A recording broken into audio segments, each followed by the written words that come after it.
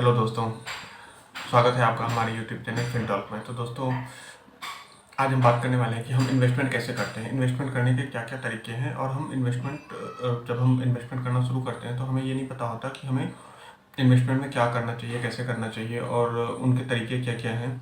तो दोस्तों, आइए आज हम इसी के बारे में बात करेंगे। तो दोस्तों, आगे बढ़ने से पहले हमारी आपसे ये रिक्वेस्ट है, अगर आपको हमारा ये वीडियो अच्छा लगे तो प्लीज़ हमारे वीडियो को लाइक जरूर कर दीजिएगा और हमारे चैनल को सब्सक्राइब करना ना भूलिएगा, जिससे कि हमारे आने वाली वीडियोस की नोटिफिकेशन आपको मिलती रहे।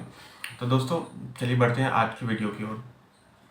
दोस्तों, आज हम ये बताने वाले हैं आपको कि हम इन्वेस्टमेंट कैसे करें। हम स्टॉक मार्केट में अगर हम इन्वेस्टमेंट करना शुरू करते हैं तो हमारे पास जब हमें अगर नॉलेज है, हमें इन्वेस्टमेंट करने की अगर ठीक ठाक नॉलेज है, तो हम डायरेक्ट स्टॉक्स में मतलब डायरेक्ट स्टॉक्स कंपनी के स्टॉक्स को बाय करके हम इन्वेस्टमेंट करना शुरू कर सकते हैं।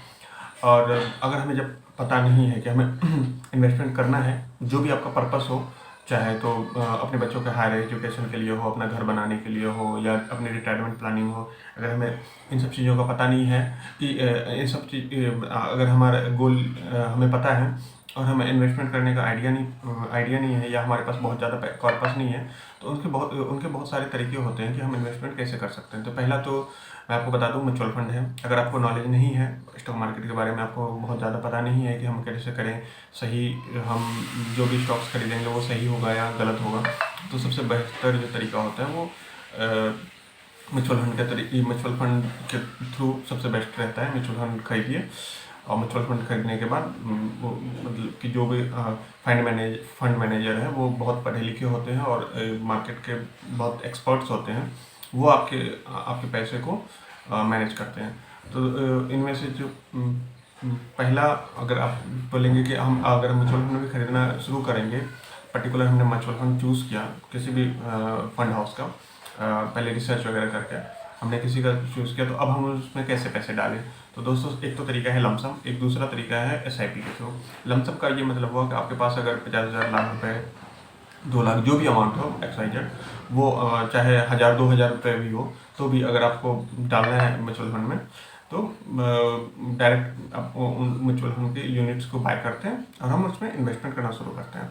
दूसरा एक तरीका है SIP में ये होता है कि पर्टिकुलर हम मतलब म्यूचुअल फंड खरीदते हैं और उसमें हम एक फिक्स मंथ का एक पर्टिकुलर डेट फिक्स कर देते हैं कि हम पर्टिकुलर महीने की इस तारीख को जो भी आपका हो, 1,000 रुपये, 2,000, 5,000, 10,000, जो भी आपको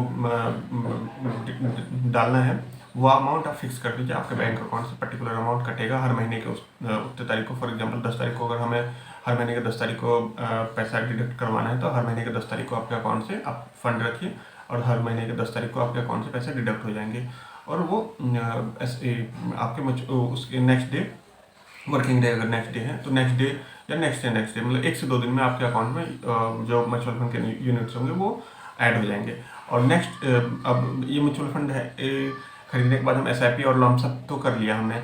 अब हमें ये भी नहीं पता, अगर मान के चलिए हमें ये भी नहीं पता कि हमें कौन सा म्यूचुअल फंड लेना चाहिए, तो सबसे बेस्ट तरीका होता है, अगर ये भी नहीं आप समझ में आ रहा आपको कि हमें कौन सा म्यूचुअल फंड लेना चाहिए, तो सबसे बेस्ट तरीका होता है, उससे भी बढ़िया तरीका है, आप इंडेक्स फंड में मतलब पर्टिकुलर किसी भी कंपनी के जो भी बड़े फंड हाउसेज हैं उसके index fund, direct index fund ले लीजिए। जैसे कि निफ्टी 50 है, सेंसेक्स है, इस तरीके के आप इंडेक्स फंड ले सकते हैं। आप उसमें पर्टिकुलर अमाउंट SIP के थ्रू डाल सकते हैं। और एक और तरीका है कि अगर आप मार्केट्स में रिस्क नहीं लेना है, तो सबसे बेस्ट, अगर आप रिस्क नहीं ले सकते हैं, आप चाहते हैं कि नहीं हमें पर्टिकुलर फिक्स अमाउंट हमें इंटरेस्ट के रूप में मिलता रहे, बट हम रिस्क नहीं ले, मार्केट के वॉलेटिलिटी को हम नहीं झेलना चाहते हैं या नहीं देखना चाहते हैं, हम सीधे से हमें पर्टिकुलर हर साल में, हर महीने में हमें फिक्स अमाउंट हमें मिल जाए, वो बेहतर है। तो सबसे बढ़िया है कि आप, एक तो है कि बैंक में आप FD कर दीजिए, वो भी आपको 6 से 7% का इंटरेस्ट आपको मतलब आज के टाइम पे दे रहा है। और अगर आप प्रॉपर रिसर्च करते हैं तो कुछ ऐसे स्मॉल फाइनेंस बैंक होते हैं, वो आपको थोड़ा सा 1-2% ज़्यादा भी देंगे। तो मतलब कि रफली है कि 6 से आपको 8% के आसपास में आपको बैंक FD भी रिटर्न देता है एनुअली बेसिस पे। और नहीं तो उससे भी बढ़िया अगर जाना है तो आप मतलब कि कंपनी के बॉन्ड्स होते हैं, म्यूचुअल फंड के थ्रू भी आप डेट फंड में इन्वेस्टमेंट कर सकते हैं, जिसमें भी आपको मतलब एफडी से थोड़ा सा ज़्यादा रिटर्न आपको मिल जाएगा। तो रफली 6 से 10 मतलब 9% 10%, 6 से 9% 10% के एवरेज में आपको नॉर्मल एफडी में भी आपको डेट फंड, अगर आप म्यूचुअल फंड का डेट फंड लेते हैं तो उसमें भी आपको रिटर्न मिल जाएगा। तो दोस्तों आज के लिए हम इतना ही रखते हैं, मिलते हैं नेक्स्ट किसी वीडियो में। तो दोस्तों आपको हमारा ये वीडियो कैसा लगा प्लीज़ हमें कमेंट करके जरूर बताइएगा। अगर आपकी कोई क्वेरी हो तो हमें कमेंट करके पूछ लीजिएगा, हम कोशिश करेंगे उसका आंसर कमेंट में ही दे दें, और नहीं अगर ज़्यादा कुछ होगा तो हम नया वीडियो बना के आपको बता देंगे। तो आपको हमारा वीडियो अगर अच्छा लगे तो प्लीज़ हमारे वीडियो को लाइक जरूर कर दीजिएगा और हमारे चैनल को सब्सक्राइब करना ना भूलें। तो दोस्तों मिलते हैं किसी और वीडियो में, तब तक के लिए बाय बाय।